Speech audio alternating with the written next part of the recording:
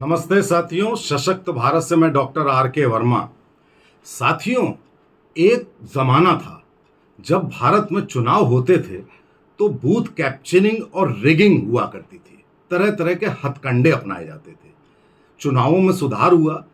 अब चुनाव शांतिपूर्ण तरीके से होते हैं, अच्छी तरह से होते हैं, कोई हिंसा नहीं होती है, सब कुछ ठीक रहता है। लेकिन जो बेईमान लोग हैं उन्होंने एक नई तरकीब निकाल ली है कि पहले जो वोटर्स थे उनको शराब दी जाती थी, उनको पैसे दिए जाते थे वोट देने के लिए। वो सब एक तरफ बंद हुआ तो उसका स्वरूप बदल गया। अब स्वरूप ये बदला कि वोटरों को चुनाव के बाद कैश दो, वोटरों कैश का वादा करो, वोटरों को चुनाव के बाद कुछ मुफ्त खोरी करवाओ।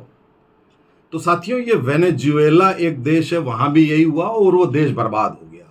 उसी राह पर आज भारत भी चल पड़ा है। आपने देखा होगा कि भारतीय राजनीति में राजनैतिक ठगी का युग आ गया आजकल। और उस राजनैतिक ठगी का सबसे बड़ा उदाहरण आपके सामने है अरविंद केजरीवाल, जो मात्र फ्री में बिजली और फ्री में पानी देने के वादे पर 10 साल से सत्ता पर काबिज है और पंजाब में भी सरकार बना ले गया।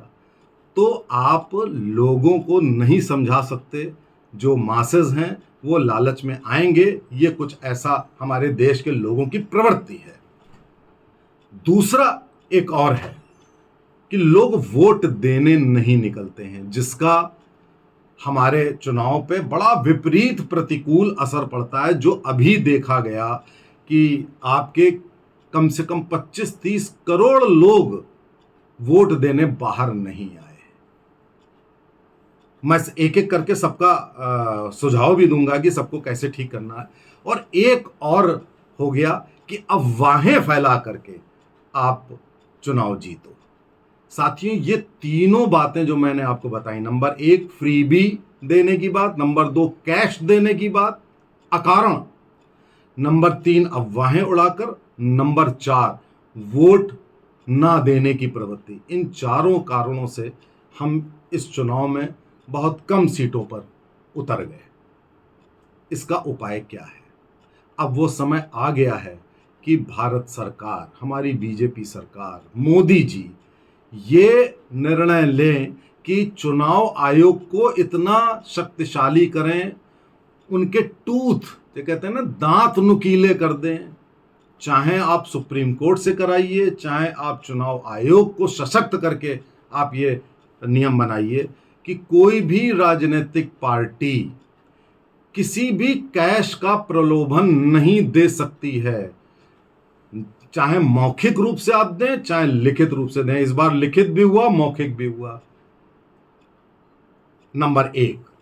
नंबर 2, कोई फ्रीबी आप नहीं दे सकते। आप फ्रीबी में ये नहीं कर सकते कि बत्ती, बिजली और ये यूनिट कम होंगी, चाहे हमारी सरकार हो चाहे किसी कोई और पार्टी हो। कोई फ्रीबी का लालच नहीं दे सकती। आप एक नीति निर्धारण की बात कर सकते हैं, लेकिन आप ये कहें हम किसी का कर्जा माफ कर देंगे, हम किसी को बत्ती दे देंगे, इस पर रोक होनी चाहिए। उसी तरह से जिस तरह आपने नियम बनाया कि धर्म के आधार पर आप वोट नहीं मांगेंगे, उसी तरह आप फ्रीबी और कैश के आधार पर वोट नहीं मांगेंगे। ये नियम बनना चाहिए हर एक के लिए। और अगर आपने किया, ये मांगा, तो उसी समय उस कैंडिडेट की सदस्यता निरस्त होनी चाहिए। सदस्यता का मतलब है वो चुनाव ना लड़ पाए। केवल नियम बना देने से फायदा नहीं होगा। जब तक आप दंड का प्रावधान नहीं करेंगे तब तक बात नहीं बनेगी कि उसी समय डिस्क्वालिफिकेशन, उसी समय। अब बात आई कि लोग वोट देने नहीं जाते हैं। अब वोट देने के लिए अगर आप शुक्रवार को रखोगे, शनिवार को रखोगे, सोमवार को रखोगे वोट देने के लिए, तो यहाँ की जो मध्य वर्ग है, मिडिल क्लास, वो हमेशा सोचेगा कि शुक्रवार को है तो शुक्र शनिचर इतवार छुट्टी ले लो। शनिवार को रखोगे तो वो कहेगा शनिवार इतवार छुट्टी ले लो। सोमवार को करोगे तो शनिवार इतवार सोमवार छुट्टी ले लेगा। अगर आपने इन 3 दिनों में आपने वोट देने की प्रक्रिया रखी, चुनाव की तारीख, चरण, तो ये इन लोगों को आप रोक नहीं पाओगे। ये जाके रहेंगे। ये घूमने जाएंगे ही जाएंगे, आप कुछ भी कर लो। इसलिए सबसे पहले तो कृपा करके मंगल, बुध, बृहस्पति इन 3 दिनों ही आप चुनाव रखिए, नंबर 1। नंबर 2, आप चुनाव देने को इंसेंटिव से जोड़िए और चुनाव वोट ना देने को डिसइंसेंटिव से जोड़िए। यानी कि अगर आपने वोट दिया तो कुछ प्रलोभन इलेक्शन कमीशन दे कि आपको कुछ इनाम मिलेगा, और अगर आपने वोट नहीं दिया तो आपको कुछ दंड मिलेगा, या तो कोई स्कीम का लाभ नहीं मिलेगा या कोई किसी और रूप में आपको दंड देना पड़ेगा। बड़े आराम से आप बना सकते हैं, इसमें कोई दिक्कत की बात नहीं है। तीसरा ये है अफवाह उड़ाना। साथियों, इस बार गांव-गांव में अफवाहें उड़ाई गई। अफवाहें उड़ाई गई, आरक्षण के खिलाफ उड़ाई गई, फेक वीडियो बनाए गए, राम मंदिर के खिलाफ अफवाहें उड़ाई गई, तरह तरह की अफवाहें उड़ाई गई। उन अफवाहों में भोला भाला ग्रामीण और गरीब आ जाता है, और उसका परिणाम ये होता है कि फिर वो उन्हीं लोगों को वोट देता है जो लोग अफवाह उड़ा रहे हैं, जो देश के दुश्मन हैं, जो इस देश की संस्कृति और हिंदुत्व के दुश्मन हैं। वो उन्हीं को फिर वोट दे देता है और अपना बुरा कर लेता है। तो इसके लिए सबसे बड़ा सुझाव ये है कि जिस तरह पुलिस चुनाव आयोग के अधीन आती है, उसी तरह क्यों ना इंटेलिजेंस भी चुनाव आयोग के अधीन करी जानी चाहिए। अगर चुनाव आयोग इंटेलिजेंस डिपार्टमेंट, इंटेलिजेंस इनपुट लेने के लिए पूरे देश में इंटेलिजेंस के नेटवर्क को फैलाता है, और इंटेलिजेंस बजाय कैंडिडेट आपको इनपुट दे, कोई और इनपुट दे, आपकी अपनी इंटेलिजेंस ये इनपुट दे कि ये अफवाह फैलाई जा रही है, तो आप उस वहां के कैंडिडेट या उस पार्टी के खिलाफ तुरंत दंडात्मक कार्रवाई करें। तो इसलिए इलेक्शन कमीशन को एम्पावर करना बहुत आवश्यक है।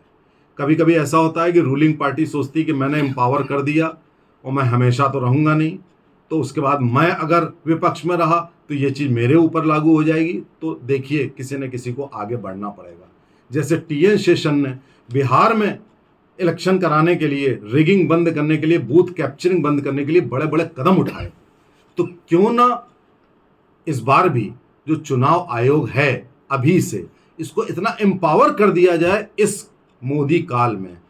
सारी स्कीमें बाद में लाइए, सारे सुधार बाद में लाइए, पहले चुनाव आयोग को एम्पावर करिए, इंटेलिजेंस उसके अधीन करिए चुनाव के दौरान।